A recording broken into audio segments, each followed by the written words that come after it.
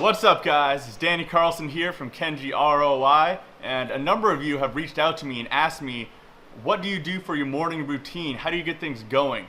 I do tend to be very meticulous about this. I put probably way too much time and effort into making the perfect one for me. Tried out, ones from Tony Robbins, from Stefan James, from Miracle Morning, Hal Elrod, and I've just found the one that works best for me. So let's start out first with, why do you even want a morning routine? Well, I personally found it super helpful to start off my day in a really good frame of mind. And on the flip side, if I start out my day with a negative client call, a bunch of emails that pull me in directions that I don't want to go, then it's way harder for me to get back in that workflow, back in a good mood, and actually have a good productive day. But starting my day off exactly the way I want makes it way more likely the entire day is going to go good. So let's get right into it.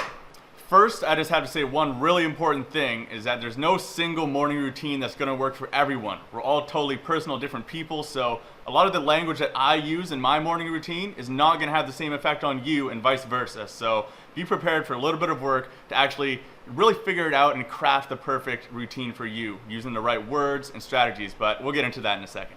Step number one, get the fuck out of bed on the first alarm and just go hop in the shower right away. Just the shower is like that little motivator to get your ass out of bed, because it's still kind of nice in a warm shower. So we got to think process of elimination here. So like if you do the hardest, shittiest thing when you get out of bed, you're probably more likely to just stay in bed where it's nice. So we want to go into the shower to almost trick ourselves into getting out of bed. But once you're in the shower, you got to get yourself clean, get all fresh and everything like that. But the real magic sauce is turning it all the way to cold. Literally as cold as it will go. And in the beginning, this is going to be a really hard strategy to actually pull off, but it really invigorates you. Does things like, if you're a guy, boost your testosterone. It wakes you up way better than coffee will. So the way to do this is use Mel Robbins' trick, which is the countdown. You go 5, 4, 3, 2, 1, and just do it. And for some reason, that makes you way more likely to actually do it. Like, you feel accountable to just counting down from 5 for yourself.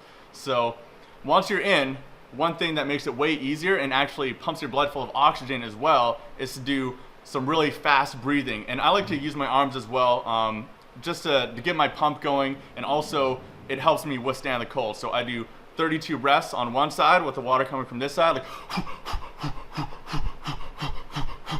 usually through the mouth. You want to be breathing very deeply, and then also 32 breaths on the backside, getting the backside all nice and cold. All right, now we're ready for step number 2. And remember, guys, this is all about tricking yourself into not getting back into bed and going to sleep. So step number 2 is immediately put your clothes on and make your bed, open your window, do all the things that make it way less likely you're going to crawl back into bed.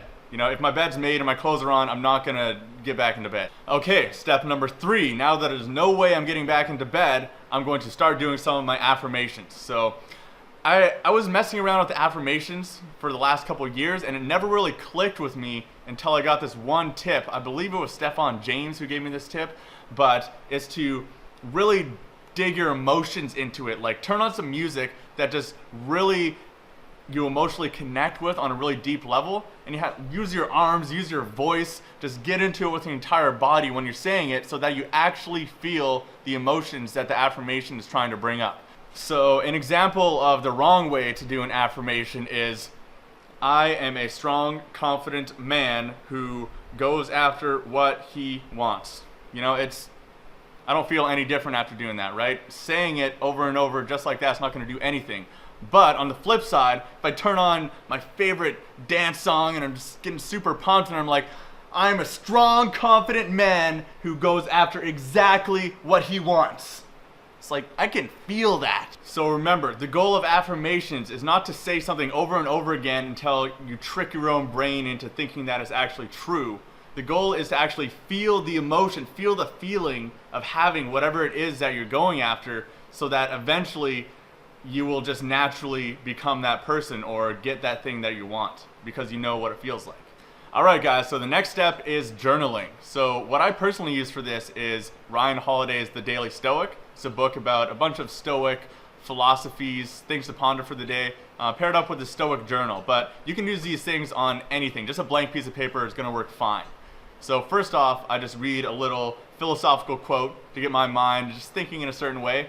And then I go into the journal and I write a little blurb about how that philosophical quote can apply to my life and what I'm going through right now.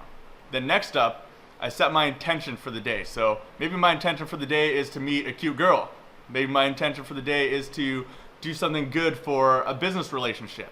It could be to eat healthy food that day. And then lastly, I write down 3 things that I'm grateful for. Usually really small things, like I'm grateful that it's sunny out today. I'm grateful for my energy drinks.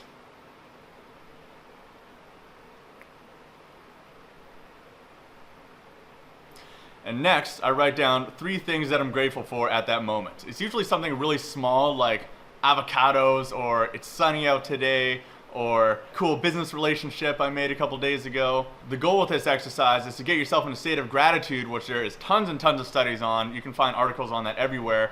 And it makes you way less likely to be anxious and get in your head about stupid stuff that you really shouldn't be worrying about, because you're just grateful for being alive and just all the things that you have. Okay, so how do you know what kind of affirmations you should do for yourself? This is something that's going to be totally personal to everybody, especially this one. So you have to do a little bit of work to figure out exactly what do you want to say. So what kind of stuff are you working on right now? This could be cognitive biases, like for example, if you don't believe that you should be wealthy, you have some kind of negative connotation with having money and having wealth, and maybe that's stopping you from actually going after starting that new business or whatever venture you're trying to do.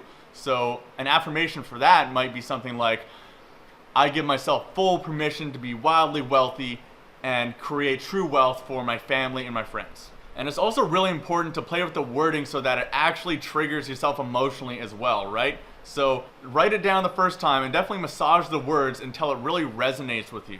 And also guys, this is a super dynamic process. Once you do it once, doesn't mean that that's going to be your affirmations forever. We're always working on things, tweaking things, changing things in our lives. So we got to change our affirmations as well. I usually review it about once a week and then touch up on things. Maybe I'll change the language a bit, or maybe I don't need one affirmation anymore and I'll switch it out with another one, some new thing that I'm working on. It's a constant improvement process. And please, don't just try it one time and then say it's not working for you and give up. You got to work on it. Like it took me at least 3 weeks or a month to actually tweak it and get it the way that I wanted until it actually impacted me and like was actually starting to make a difference. Okay, the next step in the morning routine is to just get all the other stuff that I need to do to get ready before I leave the house. So, I will go brush my teeth, put gel in my hair and all that stuff, shave. I just want to get everything done so that I'm set up for the next step. Okay, now that you've gotten everything else done, it's time for the final step, meditation. Now this is the most powerful step because it basically gives your body a reset. So before I like to start work, I like to do a 20-minute meditation and just fully relax my mind, my body, and just start from zero, because there's going to be things that happen in the day that stress you out. It's going to turn on that anxiety mode, that overthinking mode, but you don't have to start your day that way. If you start from ground zero, totally calm, it's much easier to start from a place of focus and a good mood, and then your day is much less likely to start in that rhythm of anxiety or overthinking something or just a negative mood. So it's been really, really important to me. Now I do 20 minutes, but I started out doing only 5 minutes. I've been doing this for 2 years, and it does take quite a bit of time to be able to develop your meditation skills where you can do it for 20 minutes every single day. So just start with 5 minutes. I'd recommend downloading an app like Headspace is a good one. They have a free 10-day trial, I think, and then it's like $3 a month or $5 a month. Best money you're ever gonna spend on yourself, because meditation, I'm not gonna go into all the benefits here. You can just look it up with the millions of studies on the internet, but I'm telling you, meditation has pretty much changed my life. All right, and that's it guys, that's my morning routine. So if you want the cheat sheet for how to set this up for yourself, click on the link below this video and we'll send you the exact structure you need to set up your own morning routine. And guys, I totally do not take credit for this morning routine. This is just taking little bits from a lot of different people that have studied their morning routines over the years and just taking what works for me. So by no means think that this is the only way to do it or the best way to do it. Just take what I'm doing as a framework and then tweak it until it works perfectly for you. So thanks for joining me on this video. Click the link below to get the cheat sheet, and we'll see you next time.